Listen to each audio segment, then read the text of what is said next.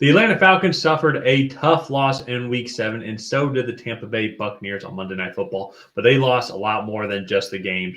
My name is Tyler, here with my brother Ryan, and we're going to break down the Week 8 matchup between the Atlanta Falcons and the Tampa Bay Buccaneers. But before we get into that, I'm trying to get to 100 new subscribers for these Week 8 prediction videos that we have going out. So if you haven't already, go ahead and hit that subscribe button, leave a like and a comment. Let us know who you think is going to win this game and why. So, Ryan, it's obviously I'm a Falcons fan here, and we're going to get to that in a second. But we're recording this after the Monday Night Football game, and I want to beat the Tampa Bay Buccaneers. Obviously, I hate seeing, I hate knowing that we're going to go up against Tampa Bay Buccaneers team. Definitely without Chris Godwin, and I hope that he has a quick, speedy recovery. He's had a great season so far, and more than likely without Mike Evans as well after he suffered he already was dealing with a little hamstring injury, and it looked like it turned into more than just that as well. Well, sorry, it was still just hamstring, but pretty serious as well. So I want to beat the best teams because I think the Buccaneers are one of the better teams in the NFC. I hate seeing these major injuries. And I know there's going to be a lot of comments as well. Already seeing it now on Twitter, like, why was he in the game with like 45 seconds left? I want to get your thoughts on that. I could see an argument. Maybe you don't have him in, but you did just go down and score really quickly before that, and then you got another stop. It was a 10-point game. It wasn't the Bradley Chubb. You and I were talking about that as the injury occurred. It wasn't the Bradley Chubb. You're down 25 with 3 minutes left. Get your star defender off the field and let him rest up for next week. It wasn't that. I do kind of see the argument, but if you go down, you get in field goal range, kick the field goal, get an onside kick, and then you're in Hail Mary territory to potentially go to overtime. That is more likely than like that Bradley Chubb scenario I just laid out. So it's going to be interesting to kind of see if Todd Bowles gets a lot of backlash for having him in there, but it was only it is a little past midnight the day, like an hour after the game, and he's already receiving a lot of backlash for it. So I don't know if I agree with it or not. I need to kind of process it more, but the Buccaneers ran into a buzzsaw called the Baltimore Ravens, and the Atlanta Falcons ran into a buzzsaw called Confident Football in Week 7. And so I think the Falcons maybe caught a break here going into this matchup. But looking at the Buccaneers, they were rolling pretty well against the Ravens until that pick in the end zone, 10-7, and then the Ravens just went on a run, and the Buccaneers, they did lose Mike Evans kind of during that stretch also. And he was already playing in a limited role just because he was dealing with like a hamstring strain. They were only really utilizing him in the red zone in those first few drives. So that is a significant injury now, and he probably will miss the next couple of weeks with a hamstring injury. Yeah, that more than likely, but when it comes to this game, though, here as well, Bucs losing their top two receivers, especially two. When I look back at the Falcons game from a couple weeks ago, they had 126 of the 180 passing yards that Baker Mayfield had in that crazy Thursday Night Football matchup. And so the thing to me, when I kind of look at it with this Bucs team, the Falcons do have one of the better pass defenses in the league. Well, better secondaries.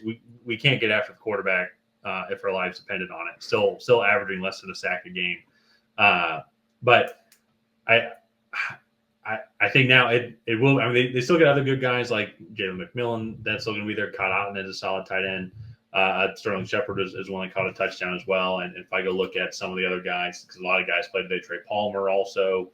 And so going to see some guys go up, probably go out in the free agency and sign a couple guys just be on the roster. But I'm curious how the Bucs are going to be this effective passing team that we've kind of seen with Baker Mayfield and his gunslinging ways. And because I loved his connection with Mike Evans and Chris Godwin. I love watching when they weren't playing the Falcons. I'll say that. And so, because it is one of the better combinations in the league, and he's been having a great season so far, but this is going to be a major hit on their passing stats. Now, the flip side as well, they have improved in the running game over the past over the past several weeks. And so, I mean, last week against the New Orleans Saints, they had 277 yards, but even before that, in their loss to Atlanta, they had 160 yards. on the rushing attack. But they're taking the right steps, but I still would not consider them like one of the more lethal rushing teams. And I think now losing those two teams, if I'm Atlanta, I hope we would do this, but putting 7 or 8 guys in the box, like make Trey Palmer and Jalen McMillan beat AJ Terrell, Jesse Bates, Justin Simmons. You're going to have to win that way. So I'm curious how they're going to be able to come about moving the ball down the field effectively. But on the flip side, though, too, I say all that, we're going to have to put those guys in the box. Can our defensive line stop them again? Can we be the second half defense from that Week 5 Thursday Night Football matchup compared to the first half, where the Buccaneers could really do honestly whatever they wanted? That seems to be kind of our MO. Is we really struggle in the first half and then play a lot better ball in the second half. In the Week 7 matchup for the Falcons, Ryan, I don't know. We were watching the game together. Falcons just kept shooting themselves in the foot. A lot of uncharacteristic mistakes. 4 false starts at home is unacceptable. Yeah, absolutely unacceptable.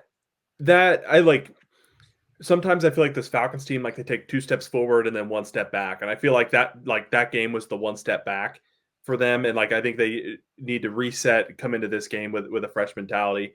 And with the injuries on the Tampa Bay side, I think this defense can really kind of pin its ears back and be aggressive because, Trey Palmer, Jalen McMillan, those are good complementary receivers in their young careers, but they're not Mike Evans and Chris Godwin. They're not going to be able to really, I think, hurt the Falcons consistently anyway in this game. And so I think they can pin the ears back, hopefully get this pass rush back on track.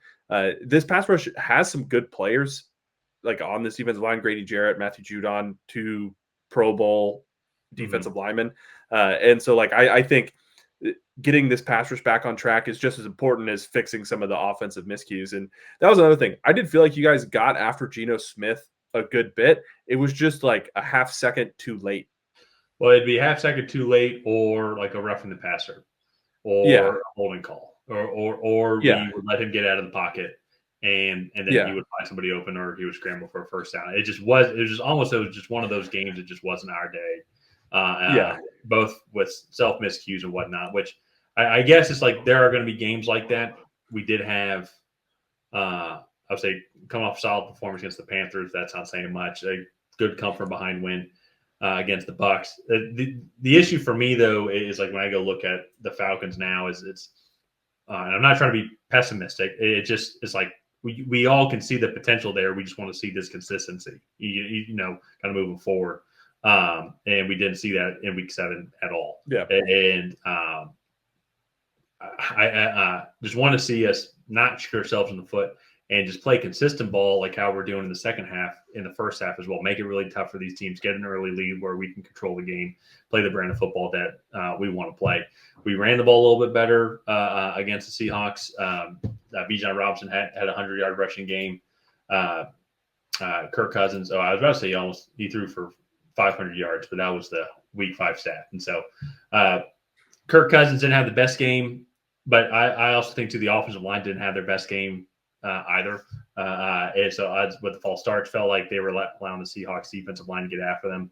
And that's going to be the thing too as well. If we allow Vita Vea and company to get after Kirk Cousins, then that's going to be another long day for us as well. We got to have that consistent pass protection like how we had in Week 5 to allow him to pick apart this Tampa Bay secondary, which is vulnerable, as we saw tonight and how we saw in Week 5 as well.